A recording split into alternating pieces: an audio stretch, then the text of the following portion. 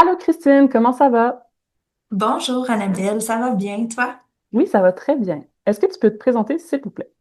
Oui, certainement. Alors, je m'appelle Christine Fournier et je suis traductrice agréée.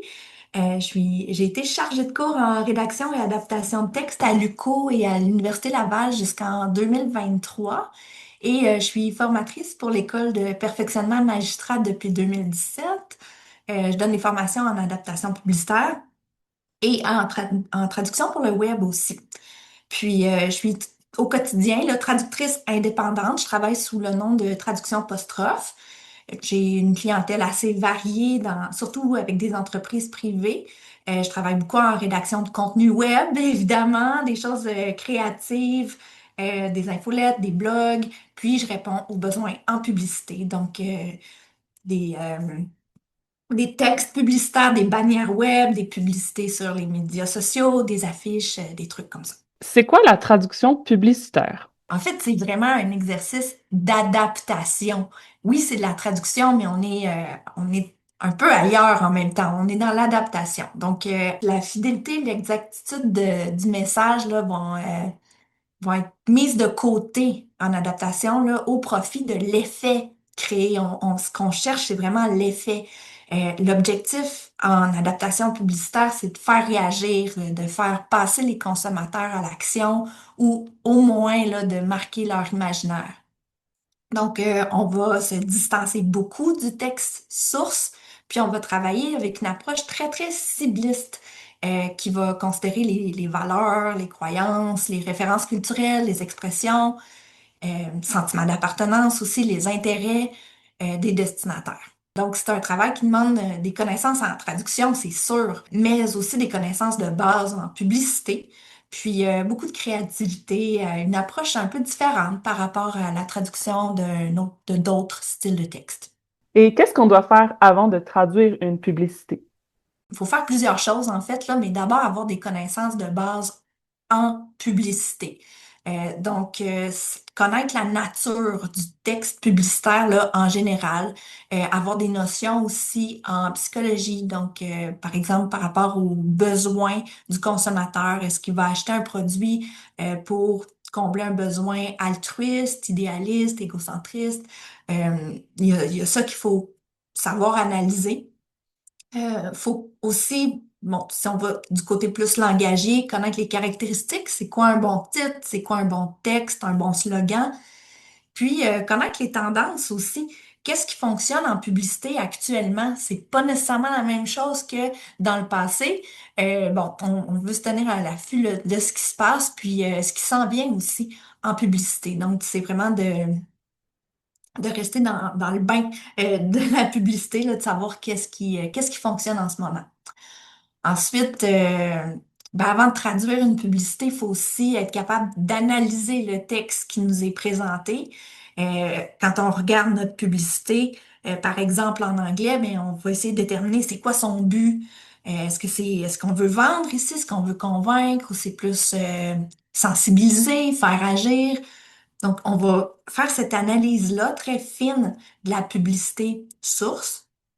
Puis ensuite, bien, on va analyser aussi nos destinataires. Ça, c'est la clé. Il faut bien connaître à qui elle était destinée en anglais, puis voir à qui on va la présenter du côté français aussi, là. C'est qui le destinataire cible. Euh, donc, il y a ça qui est vraiment important. Puis ensuite, bien, il y a une étape préalable là, de décodage. Parce qu'il y a une publicité, oui, il y a des mots, mais il y a plein d'autres choses, là. On peut parler des images, on va essayer, parfois il va y avoir un mouvement aussi, même si c'est une image fixe, on peut avoir des mouvements dans la mise en page, les couleurs, les symboles, les formes peuvent vouloir dire quelque chose. Donc, il y a vraiment plein de choses à décoder avant de se lancer dans les premières étapes là, de l'adaptation publicitaire en tant que telle. Puis tu disais qu'il faut savoir notre destinataire, mais tu sais, par exemple, est-ce que tu sais quand on va utiliser le on versus le nous, puis le tu versus le vous? De plus en plus, les publics sont plus que ciblés. C'est-à-dire qu'avec les statistiques, les algorithmes et tout ça, euh, parfois on va traduire une même publicité pour différents groupes, en fait, parce que justement, ça s'adresse aux médias sociaux, puis on va cibler les femmes entre tel âge et tel âge qui font telle profession. On va cibler les étudiants je sais pas, là, les finissants qui cherchent à intégrer le marché de l'emploi dans le monde de l'informatique. Tu sais, ça va être extrêmement précis. Et là, ben, ça fait partie de la créativité. En fait, il va falloir adapter le même message, mais pour ces différents groupes-là. Ça aussi, c'est un autre défi. On va essayer de s'adapter le plus possible. Il y a pas juste le destinataire, il y a le contexte de communication aussi. Des fois, c'est un contexte d'espace. Des fois, c'est un contexte de justement qui va lire cette publicité-là? Est-ce que on peut regarder le statut socio-économique, l'âge? Est-ce qu'ils vont la lire, par exemple, sur un écran? Est-ce que c'est une bannière? Est-ce que c'est un panneau d'autoroute? Tout ça va influencer la décision. Personnellement, j'aime beaucoup le on parce que justement, je trouve que ça nous rapproche des gens. C'est comme si on entamait une conversation avec notre destinataire. On est déjà très près quand on choisit d'utiliser le on, mais ça se prête pas à tous les contextes. Puis ça, je comprends. Ça, il y a des fois que c'est le nous qui est plus gagnant. Est-ce que c'est possible des fois de changer l'image pour garder le sens? Dans un monde idéal, le traducteur, la traductrice devrait faire partie de l'équipe de création d'une campagne publicitaire multilingue. Il devrait participer au processus de création. Il devrait agir comme conseiller expert de la langue cible, en fait, notamment pour le choix des images, de le faire en équipe plutôt qu'à la fin du processus. Mais on va se le dire, là, la plupart du temps, comme tu dis, la publicité est déjà toute ficelée quand elle arrive sur notre bureau. Donc, le traducteur arrive en aval, puis il faut vivre avec l'image. Là, on n'a pas le choix. Le travail a été fait, puis le client ne sera vraiment pas content si on demande des changements euh, pour l'image. Donc, même si des fois les mots vont être imbriqués, hein, on a déjà vu dans les publicités, là, les mots sont imbriqués dans l'image. Ils en font partie, mais il faut trouver quand même une solution. Des fois, l'image est tellement liée aux mots, mais bon, ça fonctionne pas une fois qu'on les traduit les mots. Donc, il faut être ultra créatif.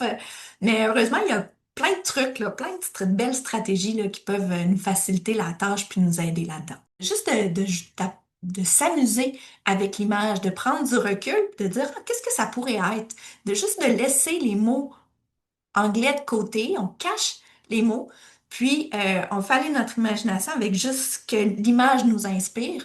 Des fois, juste un petit truc comme ça, là, ça va débloquer des choses, ça va nous donner de bonnes idées. Mais ça, c'est un truc là, parmi tant d'autres. Et c'est quoi les erreurs les plus courantes en traduction publicitaire? En fait, l'erreur la plus courante, c'est probablement le recours à la traduction machine ou encore à la traduction, là, le mot à mot, sans prendre le contexte culturel en compte. L'entreprise Columbia qui a traduit Be the Goat par Soyez la chèvre. Et puis ça, c'était une publicité de chaussures de randonnée. Donc, il y avait notamment là, des bannières sur lesquelles on pouvait lire le slogan Soyez la chèvre. Puis on voyait une chèvre et un randonneur en gros là, sur la façade du magasin Labbé. Et ça à Montréal. Puis bon, c'est pas la première entreprise à produire ce genre de slogan-là. On voit qu'en anglais, ça fonctionne très bien puisque ça fait référence à l'acronyme, comme tu disais, GOAT, Greatest of All Time. Donc, ça invite à se surpasser, ça fait référence à un animal qui est habile là, en sentier montagneux. Donc, ça fonctionne. En français, je pense qu'on s'est juste pas assez distancié de la langue source, là. Non seulement on va perdre le sens de GOAT comme meilleur de tous les temps, mais aussi, il y a aussi quand c'est ça, en plein centre-ville de Montréal, on voit mal l'avantage d'être une chèvre, là. On sent vraiment une rupture avec la traduction en français. Donc, que ce soit intentionnel ou non, là, parce qu'effectivement, Columbia dit oui, oui, en fait, on faisait pas référence à Greatest of All Time en utilisant GOAT. C'est ça que Columbia dit. Mais en tout cas, que ce soit intentionnel ou non, il y aurait eu de belles possibilités vraiment là, pour joindre le public montréalais. Là, je peux penser plutôt que soyez la chèvre, on aurait pu juste parler d'atteindre des sommets sans parler de la chèvre, puis avec l'image du randonneur, de la montagne, la chèvre, on aurait compris, puis je pense que ça aurait mieux rejoint le public. Mais ouais, il y aurait eu d'autres choses à faire avec ça, je pense. Et comment les différences culturelles peuvent-elles conduire à la création de slogans totalement différents dans plusieurs marchés? Parfois, c'est une question de valeur, des fois, c'est le contexte historique ou politique, des fois, c'est la perception de l'humour aussi. En fait, en publicité, on peut traduire l'humour en se collant à la culture cible parce qu'on sait ce qui fonctionne dans la culture et tout ça. Ça va. Mais traduire l'humour, si je prends ma spécialité qui est la traduction web, mais on touche pas à l'humour en traduction web, tout simplement parce que on a tellement de destinataires on ne sait pas exactement qui va lire la page web qu'on est en train de traduire et puis quel est son sens de l'humour, quelles sont ses références en termes d'humour aussi. Donc, ça peut toujours être mal interprété.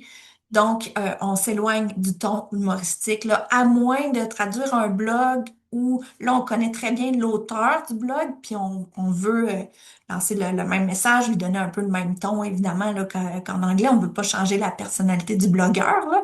Dans un cas comme ça fonctionne, mais sinon, justement, pour la traduction web, c'est pas quelque chose qu'on va chercher à traduire, là. On va plutôt chercher à être neutre puis plaire à tous nos destinataires, à tous les internautes.